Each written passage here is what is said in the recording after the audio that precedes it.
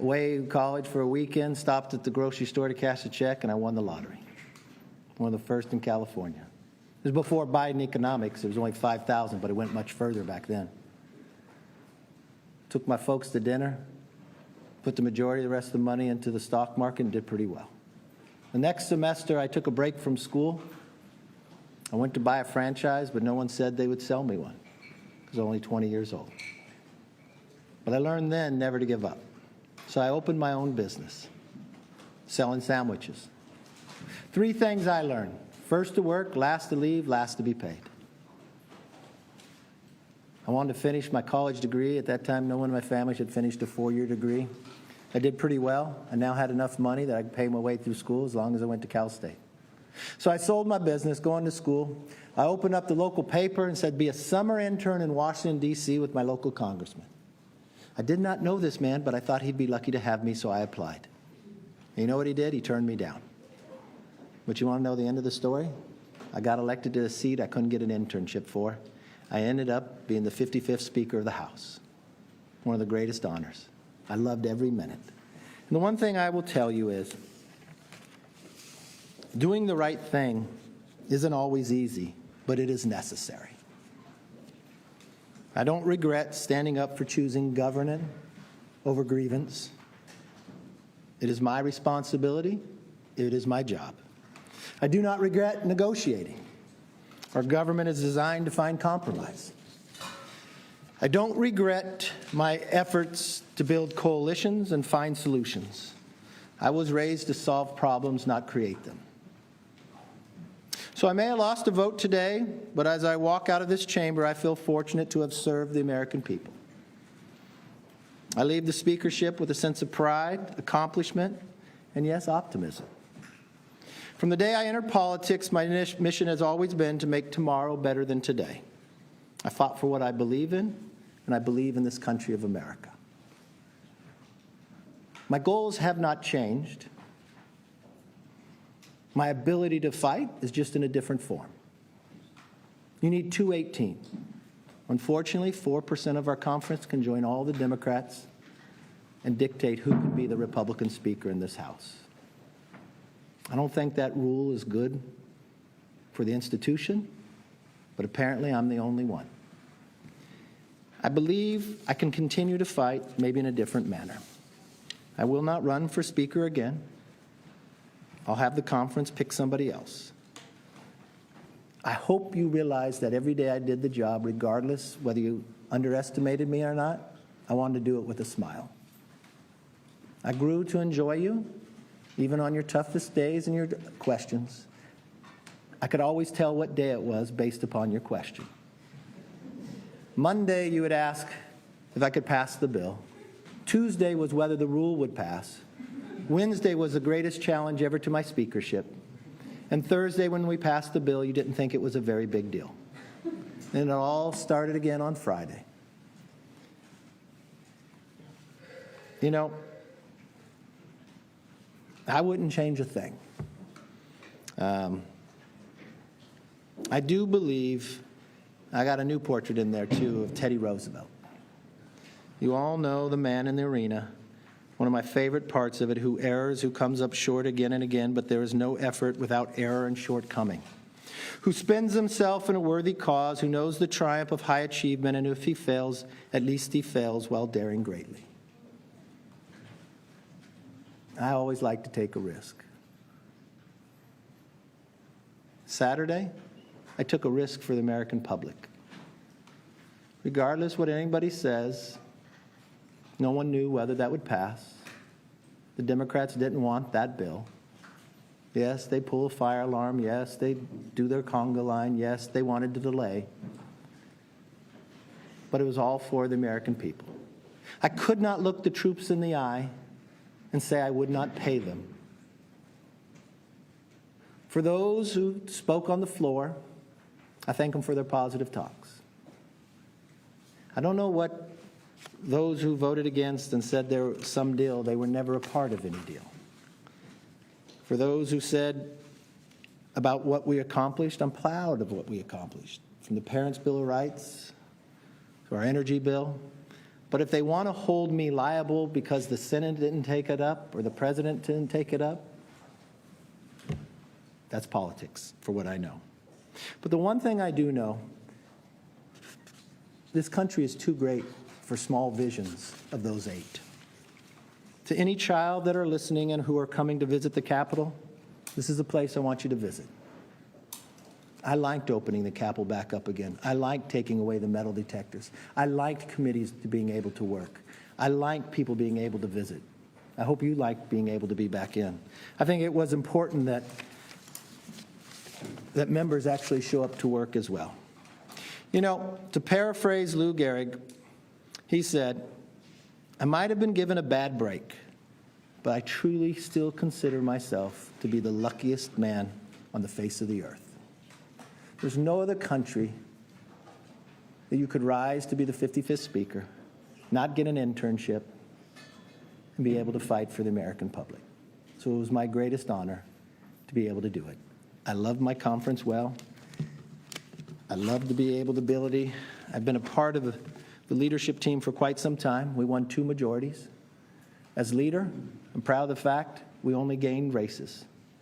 Only gained seats. I'm proud of the fact, as a Republican leader, we elected more women. We elected more minorities. We expanded the base. I'm proud of the fact that for the 5 years I was leader, 2 election cycles, we gained 5 more seats in California, 5 more in New York. We won in places no one thought we could win. The same thing, you would underestimate me. You always said we'd lose each time around. We kept gaining. I intend to make sure that we gain and keep the majority in the next cycle as well. With that, I look forward to your positive questions. Yes. Will you remain in Congress? Oh, I'll look at that. You still obviously command a lot of loyalty within the conference. We've heard you say approximately 10,000 times that you never give up. So I'm wondering, why not? Why did you make the decision not to put your name forward again and try to grind it out like you did when you won the job in the first place? You know, you need 218 for the rule, 218 to move forward. And I'll never give up on the American people. That doesn't mean I have to be Speaker to do what I have to do for the American people. There's a lot of things I could do for the American people. But you know what's interesting? Everybody's sitting there. In today's world, if you're sitting in Congress and you took a gamble to make sure government was still open, and 8 people can throw you out as Speaker, and the Democrats who said they wanted to keep government open, I think you've got a real divide. I think you've got a real institutional problem. Interesting, it was in this room after we had won the majority. I hadn't become Speaker last, and Nancy Pelosi came to me. She was Speaker at the time on the way out. And I told her I was having issues with getting enough votes. And she said, "What's the problem?" I said, "They want this one person can rule you out." She was the only Speaker to have changed that rule. I had the power to call the vote on her, but I never would. I lost some votes because of it. And she said, "Just give it to him. I'll always back you up." I made the same offer to Boehner and same thing to Paul, because I believe in the institution. I think today was a political decision by the Democrats. And I think the things they have done in the past hurt the institution. When they just started removing people from committee, and they just started doing the other things. And my fear is the institution fell today. Because you can't do the job if 8 people, you have 94% or 96% of your entire conference, but 8 people can partner with the whole other side. How do you govern? And for them to make a motion on me because I made a decision for the country that they agreed with, but they choose to do the other, that becomes a problem. Yes, sir. So, one, are you planning on endorsing a successor to you? And then I might. That was Republican Congressman Kevin McCarthy addressing reporters for the first time after the House voted to remove him as Speaker. All House Democrats and 8 members of McCarthy's own party voted to oust him from his post. He's not planning, he announced, to run for Speaker again. CBS News congressional correspondent Nicole Killian joins me now. So, Nicole, first on Speaker McCarthy, is it a surprise that he's not going to run again? Do we have any sense of when he made this decision? Well, I would say yes and no. I mean, as you heard a reporter ask him, he is known for saying that he never gives up. But in this instance, it appears he is on another speaker run. But as you heard him explain there, some of this does come down to math. He said you need 218 for the rule, 218 for the vote. And so clearly he's making a calculation that he might not have that support, particularly after what transpired today. You did hear him go on to say that he doesn't give up on the American people, but at the end of the day, this is a game of political math, and clearly the math did not work in his favor today, and unclear that it would work going forward if he put his name in the hat again. Speaking of that math, is there a viable replacement for McCarthy who could have that math work in their favor? Well, right now, the acting speaker is Congressman Patrick McHenry, who is a close ally of the former speaker, worked with him pretty tirelessly on that debt limit deal back in the spring. But what we are hearing right now is that, members may take some time here and potentially come back next week to try to begin the process again of trying to find a new speaker, which means they'll have to have candidate forums and people will have to be nominated or put their names forth for this position. There has been talk about some of the former speaker's top deputies, anyone ranging from Steve Scalise, the majority leader, Whip Tom Emmer, who has worked very closely with members. But again, all of that is just speculation right now, and talking to a lot of members too ahead of this vote, I don't know that they have a clear person that they would like to see in this job, which may explain why they may take a few days to try to find some clarity around this. All right, Nicole Killian, thanks so much. And Charles Stewart joins me now. He's a professor of political science at MIT. Charles, thanks so much for being with us. Let me ask you as broad a question as possible, which is about the historical trends that brought us to this moment. If you were to pick some of the contributing factors, obviously we know the details of, Matt Gaetz and McCarthy, but when you think about this, how far back do you go in terms of the changes that have taken place in Congress? Well, quite literally, I wrote a book that started in 1789, but I don't think that about the speakership elections, but I don't think we have to go quite that far back.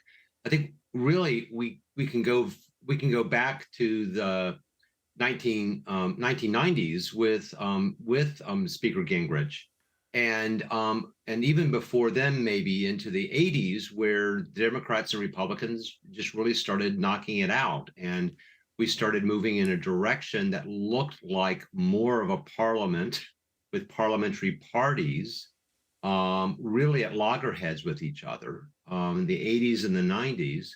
And certainly in the last decade with speakers Boehner and Ryan, they had very similar problems as well with the wing of the party, of the Republican Party, that's not just conservative, but is dedicated really to shrinking the size of the government radically and doing everything they can to wage warfare against the Democratic Party. And in most Congresses, that wouldn't be a big deal. But in this Congress, and I think this may be the most important thing, that the partisan ratio right now between the majority of the Republicans have is the closest that we've seen in almost a century. Yeah. And so any little crack in the Republican Party is going to raise problems. And so there's the feisty wing that in these circumstances, have the power to topple a speaker with a very small number of votes. Do you? But yes. You mentioned Speaker Gingrich, who, when he was pushed out, called the hardliners who pushed him out, he called them cannibals. John Boehner called the same group that pushed him out terrorists. Paul Ryan didn't get pushed out, but I think he felt he was no longer a man in comfort in his party. Why is this happening so much within the Republican Party? Well, the Republican Party has evolved. The Republican Party was always the conservative party, and the conservative party is always contains within it elements that are happy with as small a government as possible. And I think that what we've seen with the polarization of the two parties, that the Republican Party has become more and more and more of a pure play in small, and this faction, which is really no more than if you expand out maybe up to 20 who really want to, I don't want to say burn down the government, but are not averse to shutting it down, would be happy with the government half the size it is right now. That's just the nature of the Republican Party now, with moving so far to the right. But again, we just cannot overlook the fact that the party divisions are so close. Yeah. That under these circumstances, it gives rise to, leadership overturn. Let me ask you briefly then at the end, given how polarized things are, margins are small, what's your feeling about progress in the basic acts of legislation, and how could this situation ever change? Well, I don't think the situation is fundamentally going to change until there's another election. And this could, but we're stuck with this for the next year and a quarter. But we could very well take a long time to get a speaker. And with the speaker pro tem, that might or might not be the worst thing that we could happen. We could have happen. Perhaps might even get something done in that interim. Let's end on a note of hope. Charles Stewart, political science professor at MIT. Thank you so much for being with us. Glad to be here.